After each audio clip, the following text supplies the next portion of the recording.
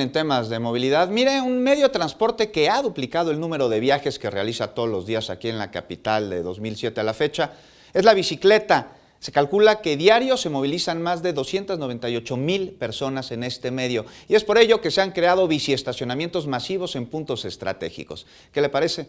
Vamos a ver cuáles son. Carlos es vendedor en el metro.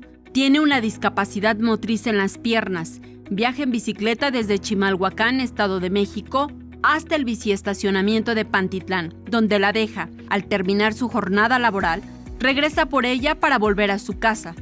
¿En qué le beneficia este biciestacionamiento? Pues mucho, oiga, porque me ahorro mucho pasaje. Y pues ahora sí que pues los policías son accesibles, ¿no? A mi discapacidad, me dejan entrar por acá por la salida.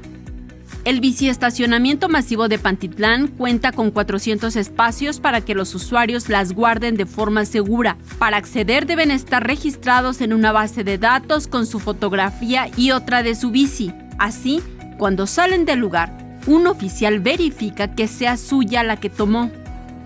El objetivo de los biciestacionamientos es fomentar la intermodalidad. ¿Qué es la intermodalidad? Que tú puedas combinar la bicicleta con el transporte público, como es en este caso con metro, con todas las líneas que tenemos, y que la gente pueda usar la bici para el primero y último tramo de viaje. En la ciudad hay otros 3 biciestacionamientos. La Raza, también con 400 espacios, mientras que La Villa y Periférico Oriente con 80 lugares. Su horario de operación es de 5 de la mañana a la 1 de la madrugada del día siguiente.